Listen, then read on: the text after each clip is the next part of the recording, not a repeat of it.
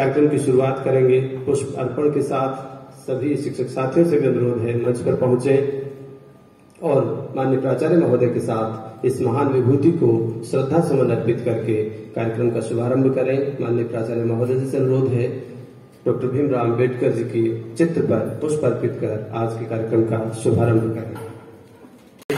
Doctor Bhimrao Ambedkar को चुना जाता है।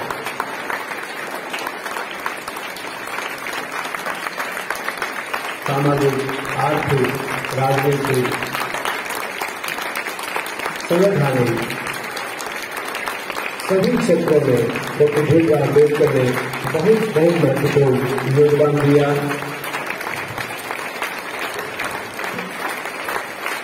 भारत के राष्ट्र निर्माता के रूप में, संविधान निर्माता के रूप में डॉक्टर भीमराव अम्बेडकर। मैं आमंत्रित करूंगा शिक्षक श्री लालराम मीणा सर को डॉक्टर भीमराव अम्बेडकर के राष्ट्र निर्माण में दिए गए योगदान के संबंध में संक्षिप्त जानकारी बच्चों के साथ साझा करने के लिए। जैसा कार्यक्रम के शुरू में बच्चों ने कहा, डॉक्टर भीमराव अम्बेडकर ने किसी एक क्षेत्र में नहीं बल्कि बहुमुखी प्रतिभा के वो धनी थे और राजनीतिक, सामाजिक, धार्मिक, आर्थिक, शैक्षिक सभी क्षेत्रों में एक से बढ़कर एक नई स्थापनाएं उन्होंने दी। तो आइए संक्षेप में जाने डॉक्टर भीमराव अम्बेडकर के राष्ट्र निर्माण में दिए गए योगदान को। करतल ध्वनि से स्वागत करें लालराम मीणा सर। हाँ, रेस्पेक्टेड प्राचार्य महोदय, साथी अध्यापकगण और प्यारे बच्चे, जैसा कि आप सभी को विदित है, आज के दिन महामानव, भारत के संविधान निर्माता, भारत रत्न डॉक्टर भीमराव अम्बेडकर जी के जन्म की जयंती मनाने के लिए है। हम सभी यहाँ उपस्थित हो रहे हैं। अम्बेडकर जी भारत देश के महामानव थे।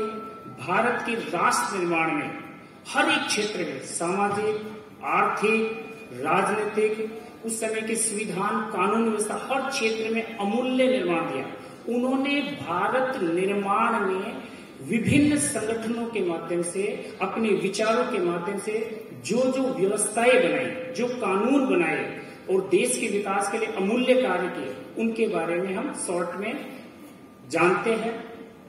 देखिए, भीमराव अम्बेडकर जी का जन्म 14 अप्रैल 1891 में मध्य प्रदेश की महू छावनी में मालूजी सखपाल के यहाँ घर में हुआ। उनके पिताजी थे ब्रिटिश सेना में सूबेदार के पद पर। उनकी माता कुशल गृहिणी थी भीमाबाई जी। अम्बेडकर जी के बचपन का नाम था भीमराव, शॉर्ट में भीमराव। आज की डेट में हम भीम भी बोलते हैं, घर में प्यार से इन्हें भीम कहा जाता था। अम्बेडकर जी की प्रारंभिक शिक्षा दापोली और सतारा, जहां पर प्राइमरी एजुकेशन हुई।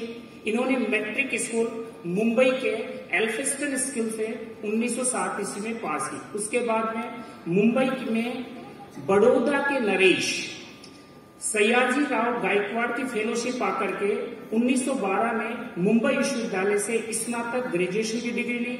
इसके बाद में अम्बेडकर की जो शिक्षा है, उच्च शिक्षा है, एक नरेश, बड़ौदा के गायकवाड़ जो नरेश थे, सयाजी, जिनका नाम है सयाजी गायकवाड़, उनकी फेलोशिप से हुई।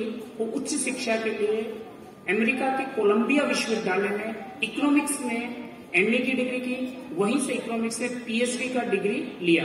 फिर लौटते समय लंदन का जो संस्थान है, London school of economics and political science, वहां से दोबारा से इकोनॉमिक्स में डिग्री ली, दोबारा पीएचडी की, एमएससी, डीएससी की डिग्रियां ली।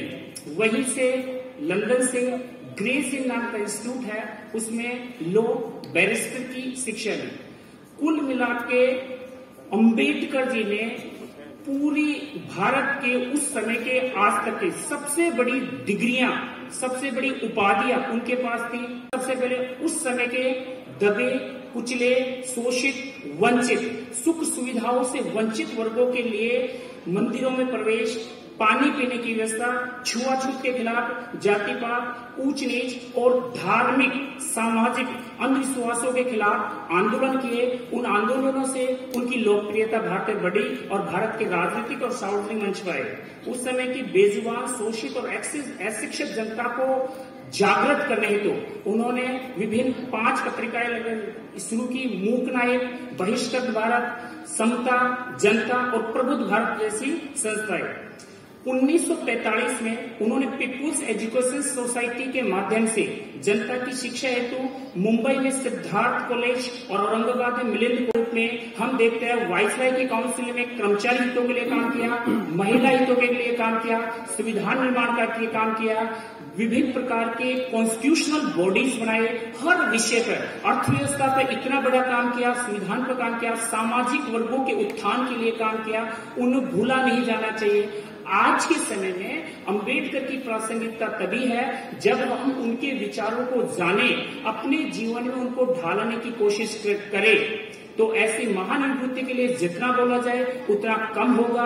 उन पे हमारी जुबान ये विचार रुक नहीं सकते, अतः विचार है। लेकिन फिर भी हम अंबेडकर जी के आज के दिन, उनके जन्मदिन की हमें अपने दिल में उनके विचारों को सजोए रखना चाहिए, अपने जीवन में उनका पालन करना चाहिए। प्रासंगिकता तभी रहेगी जब उनके द्वारा दिए गए संविधान और मूल्यों को अपने जीवन में साक्षात करने की कोशिश करेंगे।